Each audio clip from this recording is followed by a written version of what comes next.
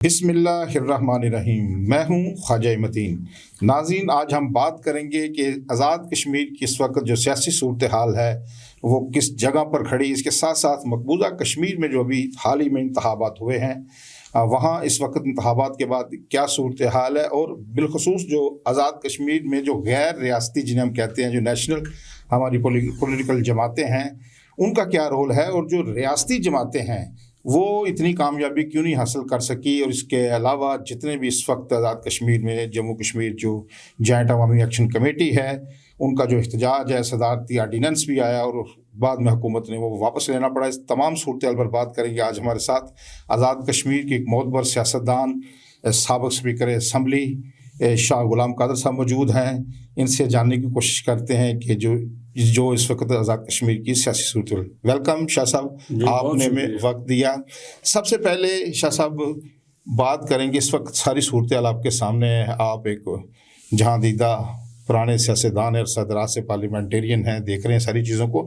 اس وقت جو آزاد کشمیر میں ہو رہا ہے یہ پہلے کبھی دیکھا نہیں گیا، اس کی ذرا وجوہات بتائیں، اس کے کیا عوامل ہیں، کس کی وجہ سے یہ ساری صورتحال اس وقت جو اس نہج پر پہنچ چکی ہے کہ لوگ سڑکوں پر نکلتے ہیں، ان کے مطالبات تسلیم ہوتے ہیں، ادروائز ان کی بات سننے کو کوئی تیار نہیں ہے۔ خواجہ صاحب بہت شکریہ آپ کا۔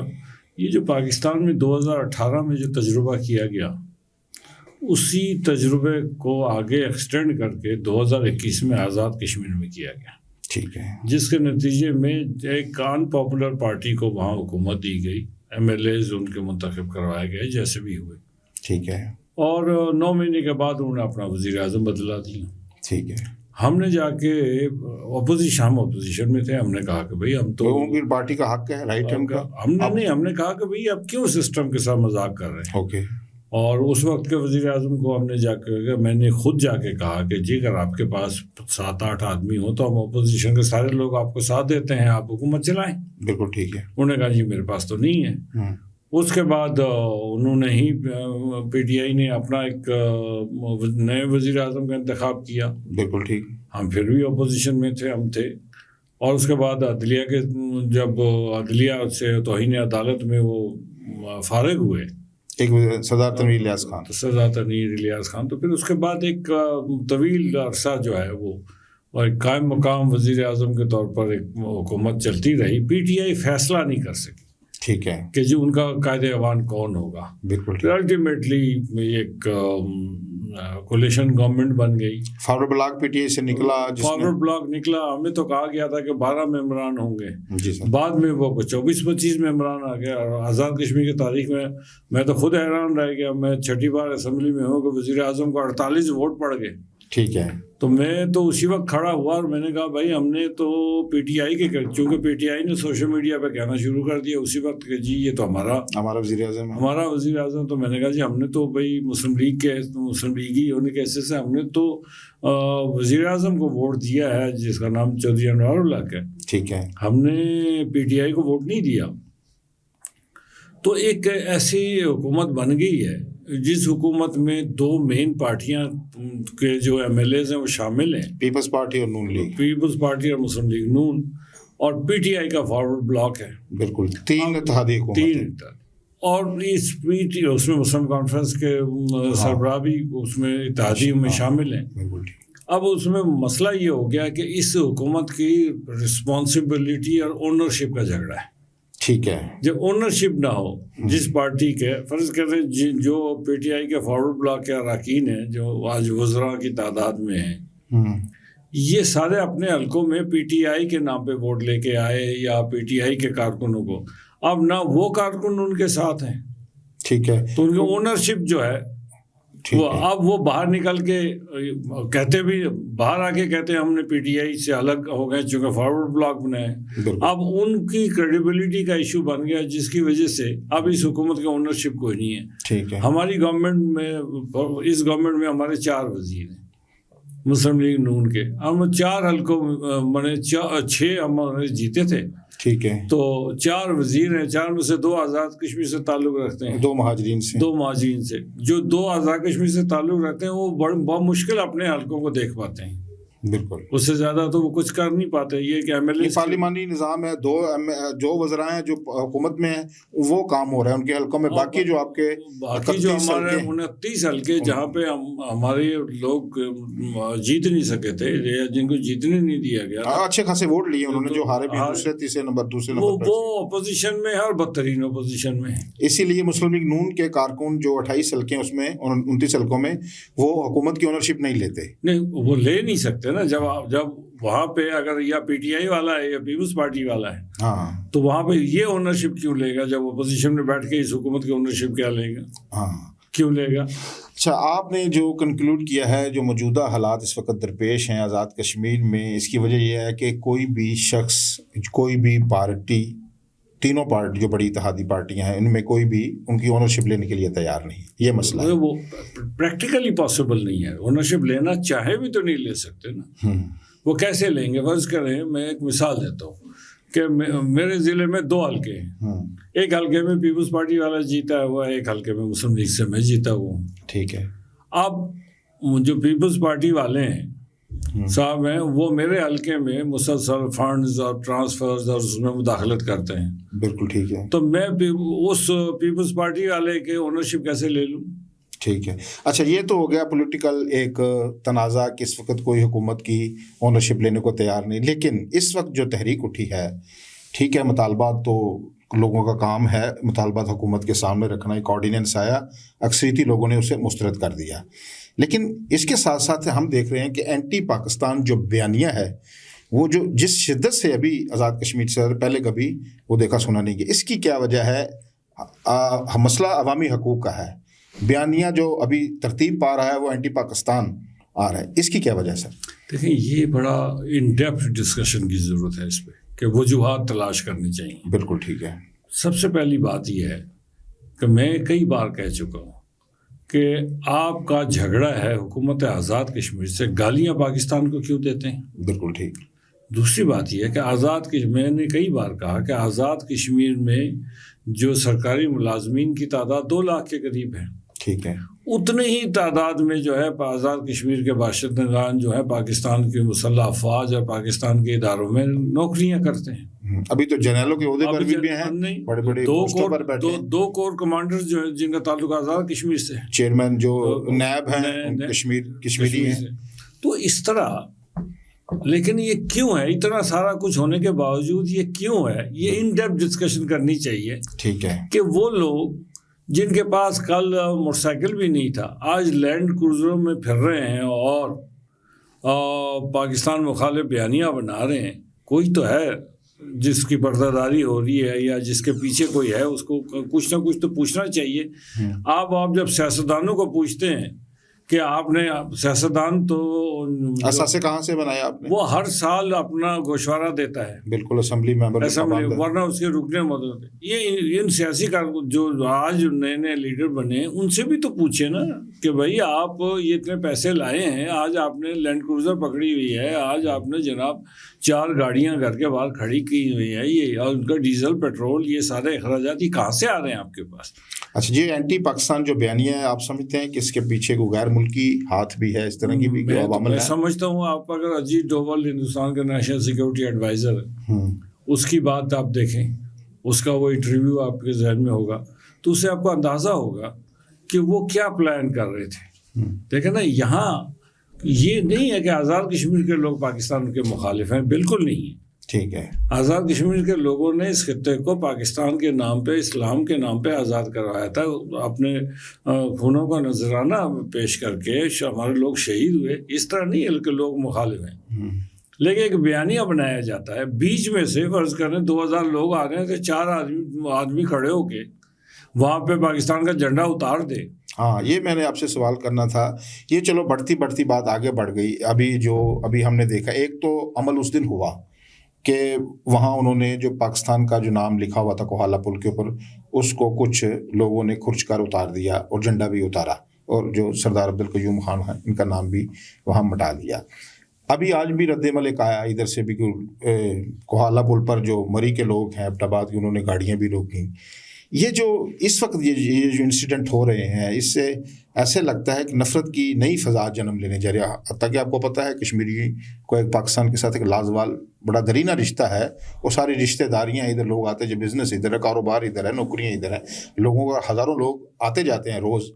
تو پہلا جو عمل ہوا وہ وہالا پل پر کچھ شرپسندوں نے وہ جو جھنڈا اتارا، اس کے بعد آج ایک عمل ہوا. ان دونوں عمل کو آپ کیسے دیکھتے ہیں؟ لیکن نا جھنڈا جس نے بھی اتارا اس نے کشمیریوں کی اور پاکستانیوں کی توہین کی. ان کو بالکل کوئی معافی نہیں ملنی چاہیے، اس لیے کہ پاکستان کے ساتھ ہمارا رشتہ صرف ثقافتی نہیں ہے، مذہبی نہیں ہے، ہمارا سیاسی رشتہ ہے، نظریاتی رشتہ ہے. ہم ایک دوسرے کے بغیر رہ نہیں سکتے. ہماری عزیز داریاں، رشتہ داریاں، ساری چیزیں جو ہیں وہ پاکستان کے ساتھ وابستہ ہیں. یہ پاکستان کی قیمت پوچھنی ہو تو مقبوضہ کشمیر کے لوگوں سے پوچھیں. ہندوستان نے تمام سہولتیں دے دی. ہندوستان ہر بار استعمال کر لیا کہ مقبوضہ کشمیر کے لوگ جو ہیں وہ ہندوستان کے بن جائیں، لیکن ان کے دل میں ہندوستان کے لیے مقام نہیں پیدا ہو سکا. ہاں، جو اپنے شہداء ہم دیکھتے ہیں ان کے لاشیں پاکستانی پرچے میں دفن کرتے ہیں. آج جو واقعہ کوہالے میں ہوا کہ جی ادھر سے بھی لوگ کوہالے والوں نے یا انہوں نے پاکستانی رد عمل کے طور پر ان کو ان کا رد عمل بھی فطری تھا. ٹھیک ہے، فطری تھا، اس لیے کہ پاکستانیوں کو نہیں ہوگا کہ جی ہم تو کشمیریوں کے لیے یہ کرتے ہیں تو وہاں سے. لیکن ان کو یہ اندازہ ہونا چاہیے کہ یہ غالب کشمیریوں کا نہیں ہے، یہ 2-4-10 انتہا پسند، انتشار پسند. آپ کو میں بتاؤں کہ میں مقبول بٹ شہید کو بھی ملا ہوں. ٹھیک ہے، اپنی زندگی میں امان اللہ خان صاحب کو بھی ملا ہوں. میں نے کبھی ان کو پاکستان مخالف نہیں پایا تھا. وہ ان کا ایک نظریہ تھا کہ کشمیر کے مسئلے کا حل جو ہے خود مختاری ہے. بالکل ٹھیک ہے، لیکن انہوں نے کبھی پاکستان کے مخالف گفتگو نہیں کی، نفرت انگیز کبھی گفتگو. امان اللہ خان سے میں نے بھی ایک انٹرویو کیا تھا تو انہوں نے بھی کہا تھا کہ یہاں تو ہمیں مورچہ فراہم کیا ہے جو ہمارا ازلی دشمن ہے بھارت، جس نے کشمیریوں کے حقوق غصب کیے ہیں، تو یہاں بیٹھ کے ہم وہاں جدوجہد کر رہے ہیں کہ یہاں مورچے میں، تو ان کو ہم کیسے برا کہہ سکتے ہیں اور دونوں کو ایک پلڑے میں کیسے تولا جا سکتا ہے؟ نہیں تولا جا سکتا. لیکن یہ کہ جو کوہالے میں آج ہوا کہ جھنڈے گاڑیاں روکی اور دوسرا کیا، یہ ایک فطری عمل تھا. لیکن ہمیں یہ بھی اکثریتی پاکستانیوں کا یہ عمل نہیں ہے، یہ بھی جو مری اور نہیں، لیکن پاکستان سے محبت کا اظہار ہے نا. وہ کہتے ہیں کہ ہم اپنے محبت ہمارے وطن کے ساتھ اگر کوئی ہمارے قومی جھنڈے کے ساتھ یہ کریں گے تو یہ نیچرل ہے. لیکن ان کو یہ سمجھنا چاہیے کہ کشمیریوں کی اکثریت 99% کشمیری جو ہے پاکستان کے ساتھ ہے. اچھا شاہ صاحب، آپ نے مقبوضہ کشمیر کا ذکر کیا. مقبوضہ کشمیر میں بھی حال ہی میں انتخابات ہوئے ہیں. وہاں ایک 5 سال کے بعد انتخابات ہوئے. انہوں نے جو 5 اگست 2019 کے بعد وہاں کا آئین بھی منسوخ کر دیا، ساری چیزیں، نیا آئین انہوں نے سیٹ اپ بنایا ہے بھارت کے آئین میں. انہوں نے 360 دفعہ ختم کی، 35 کو بھی ختم کیا. لیکن یہ جو انتخابات تھے، یہ جو بی جے پی ہے، بھارتیہ جنتا پارٹی، انہوں نے بڑی محنت کی تھی. جموں میں انہیں کافی کامیابی بھی ملی ہے. آپ کیا دیکھتے ہیں جو مقبوضہ کشمیر وہاں جو جماعتیں ہیں غیر ریاستی، ان کو کامیابی نہیں ملی، بلاخر نیشنل کانفرنس ہی کیوں جیتی؟ اس کی کیا وجہ ہے؟ دیکھیں، پہلی بات تو یہ ہے کہ آپ اس کو 2 حصوں میں، ایک ہندوستان کے پارلیمانی الیکشن، ٹھیک ہے، ایک وہاں کے جو اسمبلی کے الیکشن. جب پارلیمانی الیکشن ہوا، آپ نے دیکھا کہ وادی میں اور لداخ میں 5 سیٹیں تھیں، 5 کے 5 جو ہے مسلمان جیت گئے. ایک بات ٹھیک ہے. اور اس میں سے 3 نیشنل کانفرنس جیتی اور 2 شاید آزاد جیتے. ایک جب اس کے بعد وہ ایک انجینئر رشید صاحب ہیں، ہاں، جیل میں جو جیل سے لڑ کے وہ جیت گئے. اس کے بعد وہ رہا ہو گئے. اس کے بعد وہ آ کے انہوں نے کمپین کی اسٹیٹ الیکشن کے لیے. بالکل. انہوں نے 28 امیدوار کھڑے کیے، ایک بھی نہیں جیتا. کیوں؟ اس لیے کہ لوگوں کا شک گزرا کہ ان کو چھوڑ دیا گیا ہے اسی قانون کے تحت جس کے تحت 15,000 لوگ، بچے بچیاں، نوجوان، بزرگ، خواتین، مرد ہندوستان کی مختلف جیلوں میں ہیں. ان کے لیے تو ضمانت نہیں ہوتی، تو موصوف کو ضمانت دے کے کمپین کرنے کی بھی اجازت مل گئی. لوگوں کو شک گزرا تو انہوں نے ان ریئیکشن پوری جماعت کو، تمام امیدواروں کو مسترد کر دیا. اور اس کے مقابلے میں نیشنل کانفرنس جو ہے، نیشنل کانفرنس چونکہ لوکل جماعت تھی، بالکل اس جماعت کو انہوں نے ووٹ دیا، وہاں بی جے پی نے بھی الیکشن لڑا، وہاں نیشنل کانفرنس نے بھی الیکشن لڑا، وہاں کمیونسٹ پارٹی آف انڈیا نے بھی الیکشن لڑا، کمیونسٹ پارٹی آف انڈیا کو 1 سیٹ ملی، کانگریس نے بھی الیکشن لڑا، کانگریس کو 6 سیٹیں ملی، باقی 42 سیٹیں جو ملی وہ نیشنل کانفرنس کو۔ اب نیشنل کانفرنس کو کیوں ملی؟ اس لیے نیشنل کانفرنس نے کہا کہ ہم آرٹیکل 370 کو بحال کرائیں گے، ہم 35A کو بحال کرائیں گے، ہم اسٹیٹ ہوڈ کو بحال کرائیں گے، اور کوئی آدمی ایسا نہیں ہے جو یہاں پہ کوئی اور جماعت، دیکھیں نا، کانگریس نے کہا ہم وعدہ کرتے ہیں، ہاں ٹھیک ہے، بی جے پی نے کہا نہیں ہم مخالفت کرتے ہیں، ہاں بالکل۔ تو جب بی جے پی کرتے ہیں مخالفت، تو بی جے پی کو وادی میں اور لداخ میں شکست ہو گئی، بالکل۔ بی جے پی کو 42 سیٹیں تھیں جموں کی، 42 میں سے بی جے پی کو صرف 29 سیٹیں ملی، بالکل ٹھیک ہے نا۔ تو اس کا مطلب یہ ہوا کہ وہاں پہ جو ہندو ڈومینیٹڈ ایریا تھا وہاں پہ تو بی جے پی جیتی، لیکن مسلمانوں نے دیکھا، اور بعض جگہ پہ ہندو جو ہے وہ نیشنل کانفرنس کے ٹکٹ سے جموں سے بھی جیتے ہیں، ہاں جیتے ہیں۔ تو اس لیے جب اسٹیٹ ہوڈ کی بات آئی تو اس لیے وہ، اگر وہاں پہ بی جے پی بھی کہتی کہ جی ہم بحال کریں گے، ہاں وہ اگر کشمیری جو عوام کا موقف تھا اس کے ساتھ کھڑی ہوتی تو لوگ شاید ان کو بھی منتخب کر لیتے ہیں۔ تو یہ اس کا تجزیہ جو میری سمجھ میں آتا ہے۔ اچھا، ابھی آ جاتے ہیں شاہ صاحب، جو آزاد کشمیر میں جو پاکستانی سیاسی جماعتیں ہیں، کچھ لوگ ان پر اعتراض کرتے ہیں کہ یہ کیوں ادھر موجود ہیں، ان کا کیا رول ہے اے جے کے میں؟ پاکستان کی جو سیاسی یہاں بڑی جماعتیں ہیں، جیسے آپ جو پاکستان کی بڑی جماعت ہے پاکستان مسلم لیگ نون، اس چیپٹر اے جے کے کی آپ اس کے صدر ہیں، اس طرح پیپلز پارٹی ہے اس کے صدر چودھری محمد یاسین ہے، ٹھیک ہے، پی ٹی آئی ہے اس کے بھی صدر قیوم نیازی صاحب ہیں، ان کا جو اے جے کے کی سیاست میں کیا رول رہا ہے، یہ پہلے یہ بتائیں، پھر ریاستی جماعتوں پر بات کرتے ہیں۔ دیکھیں، جب پیپلز پارٹی بنی تھی، ذوالفقار علی بھٹو صاحب نے پیپلز پارٹی آزاد کشمیر میں انڈکٹ کی تھی، ٹھیک ہے، اور اس کے بعد پیپلز پارٹی کو 2-3 بار اقتدار بھی ملا، ٹھیک ہے، لوگوں کے پسند ناپسند کے اوپر ہوتا ہے وہ وہاں، لیکن انہوں نے جب اپنا دور ہوتا ہے کہ اگر پیپلز پارٹی کا دور یہاں پہ بھی ہو اور وہاں پہ بھی ہو تو مرکز سے ان کو فائدہ ملتا ہے کہ جو آزاد کشمیر کو فائدہ مل جاتا ہے، ٹھیک ہے، اسٹیٹ کو فائدہ ہوتا ہے۔ دوسرا، جب مسلم لیگ ہم نے 2010 میں بنائی، اور اس کے بعد آپ نے دیکھا کہ 2011 میں ہمیں 12 سیٹیں ملی الیکشن میں، اور 2016 میں ہم نے سویپ کیا۔ 2016 کے بعد پاکستان میں صرف 1 سال تھا نواز شریف صاحب جب وزیر اعظم، انہوں نے ہمارے ڈیولپمنٹ فنڈ کو ڈبل کر دیا۔ آج جو آپ کو آزاد کشمیر تعمیر و ترقی نظر آ رہی ہے وہ اس ڈیولپمنٹ فنڈ کے اضافے کی وجہ سے نظر، پہلے 12 ارب روپے سالانہ ڈیولپمنٹ فنڈ تھا، پھر انہوں نے 24 ارب کر دیا۔ نہیں، وہ اس طرح تھا کہ پہلے مسلم کانفرنس کے دور میں میں وزیر خزانہ تھا، جی سر، تو اس وقت 6 ارب روپے تھا، 2006 کی بات ہے، 6 ارب روپے، بالکل ایسے ہی۔ آج جو ہے، آج 33 ارب روپے ڈیولپمنٹ فنڈ ہے۔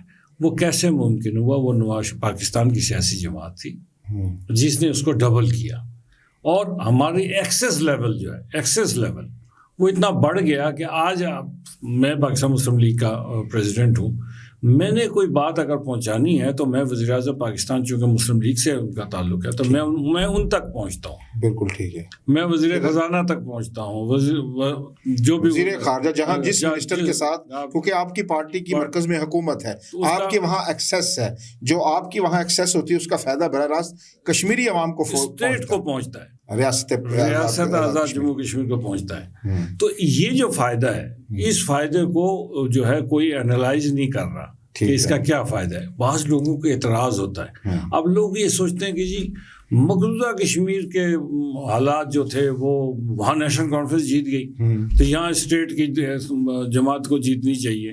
اور بھائی وہاں پہ تو دیکھیں نا، وہاں پہ نیریٹو کیا ہے؟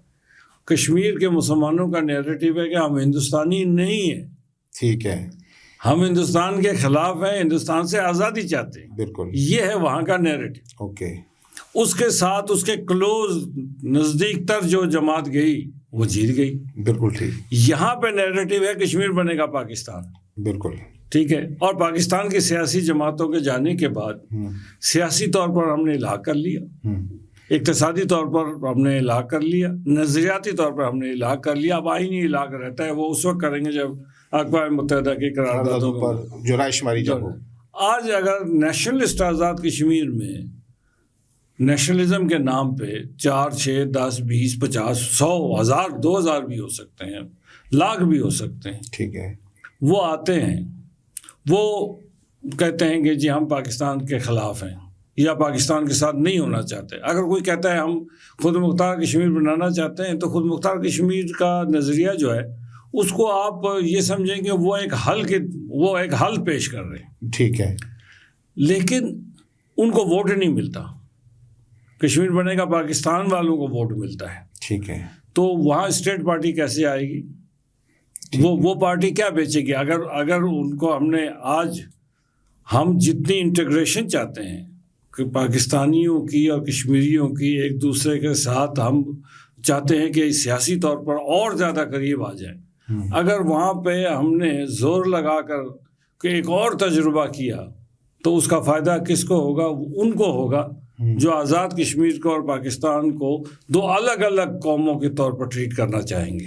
ٹھیک ہے, ہم چاہتے ہیں کہ نہیں, ہم پاکستانی ہیں, نظریاتی طور پر پاکستانی ہیں, سیاسی طور پر پاکستانی ہے, پاکستان ہمارا بڑا بھائی ہے, ہم اپنے حقوق کی بات کرتے رہیں گے, ہمارے ایشوز ہیں وہ ہم کرتے رہیں گے, لیکن پاکستان سے جدا ہو کے اور پاکستان سے ان کی مخالفت کر کے یہ نہیں کریں گے. لیکن اگر وہاں پہ ہم پہ امپوز کر دیا جائے کوئی ایسی پارٹی جس پارٹی کا نام ہو کہ صرف کشمیر کی حد تک وہ رہے, تو وہ اس کا تو ایکسیس ہی نہیں ہے یہاں فیڈرل گورنمنٹ کے ساتھ.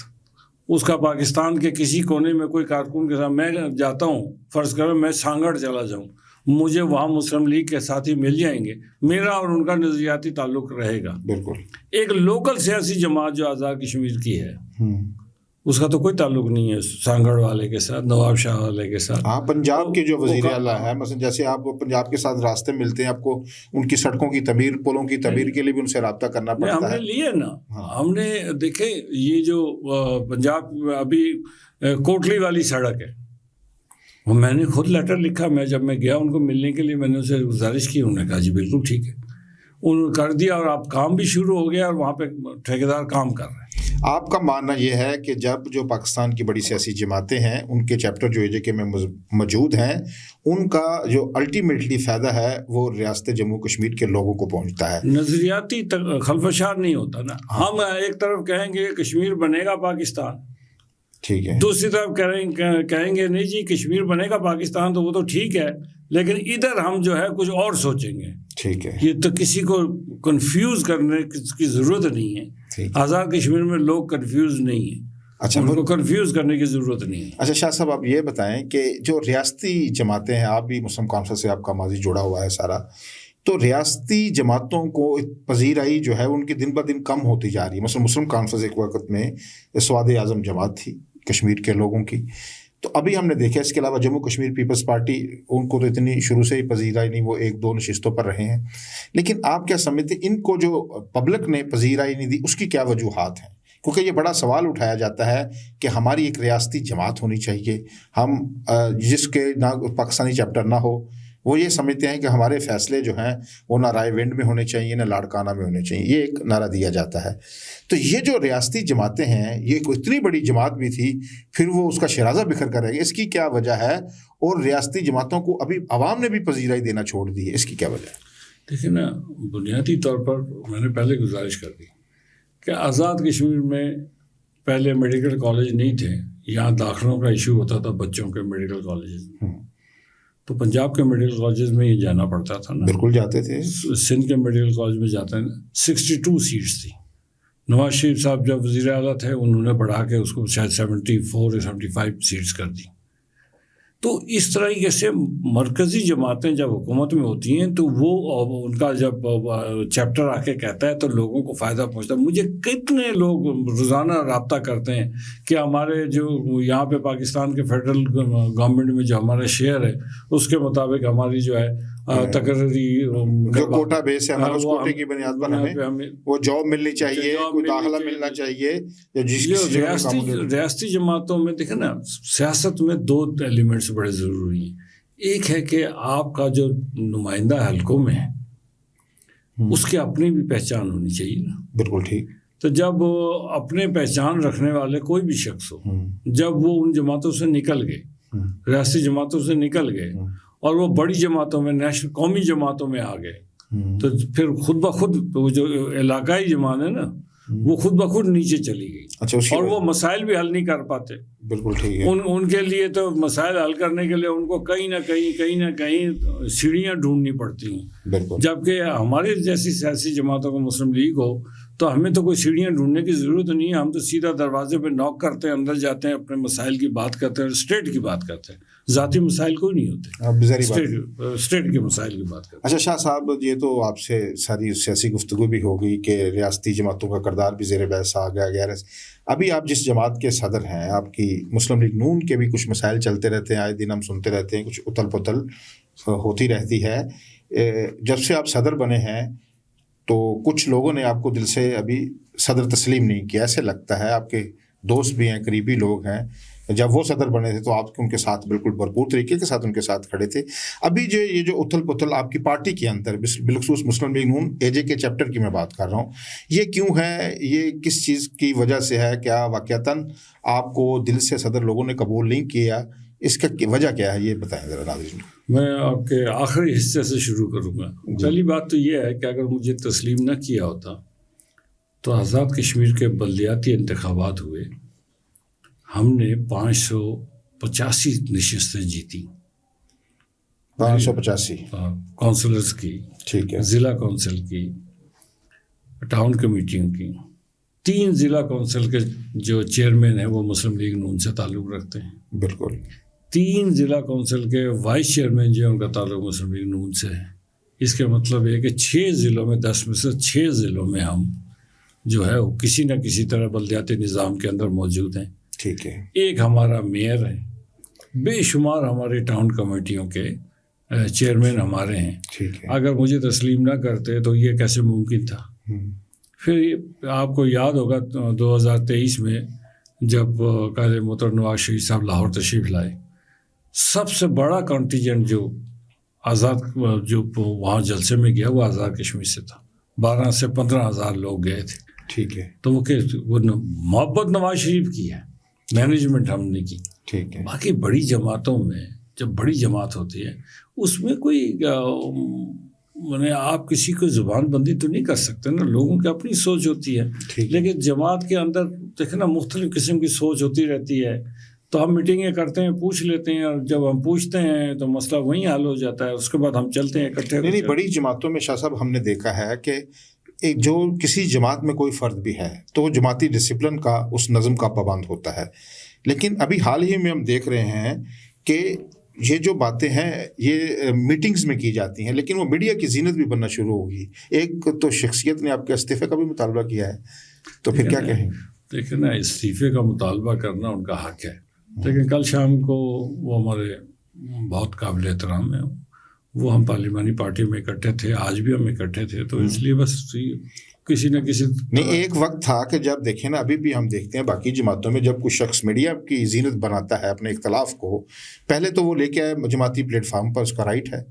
جب وہ ایک آدمی مسلسل خلاف ورزی کیا جا رہا ہے ڈسپلن کی بھی، جماعت کے ڈسپلن ہے نا، ایک ڈسپلن کے بغیر تو کوئی نظم قائم نہیں رہ سکتا نا، تو جب آپ ڈسپلن ہی توڑتے رہیں اور بار بار جو اپنے اختلافات ہیں اس کو میڈیا کی زینت بنائیں، تو پھر ان کو بھی کبھی ضابطہ اخلاق کی خلاف ورزی پر، یا جو پارٹی ڈسپلن کی خلاف ورزی پر، ہم نے پچھلے دنوں دیکھا کہ پیپلز پارٹی میں کچھ لوگوں کو شوکاز نوٹس ہوئے، کچھ لوگوں کو عہدوں سے بھی ہٹایا گیا، یہ ہم دیکھیں گے مسلم لیگ نون میں کسی ایسے کام کا حامی نہیں ہوں جو کل وڈرا کرنا پڑے۔ ٹھیک ہے۔ ابھی ہم الیکشن میں جا رہے ہیں، کسی کے اظہار رائے ہوتی ہے، کسی ٹائم وہ کر دیتے ہیں، وہ مختلف لوگ کرتے رہتے ہیں مختلف۔ ابھی آپ نے دیکھا کہ بے شمار ہم جو ہیں اجلاس کرتے ہیں، جب سے میں بنا ہوں اجلاس پہ اجلاس ہوتے رہتے ہیں، بالکل، اور وہ اجلاسوں میں ہم کتھاسز کرتے رہتے ہیں، لوگ اپنی اختلافی باتیں کرتے رہتے ہیں، ہم سنتے رہتے ہیں، ان کو جواب دیتے ہیں، اور اس کے بعد خوش و خرم آج میں کہتا ہوں آزاد کشمیر میں سب سے منظم سیاسی جماعت جو ہے وہ مسلم لیگ نون ہے۔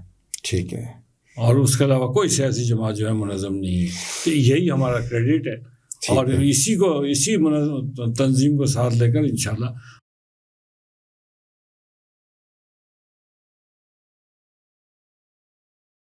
بہت شکریہ شاہ صاحب. ناظرین، آپ نے صدر مسلم لیگ نون آزاد جموں کشمیر شاہ غلام قادر کی جو مختلف موضوعات کے حوالے سے ان کا نقطہ نظر سنا ہے. اپنا فیڈ بیک ضرور دیجیے گا. اللہ نگہبان.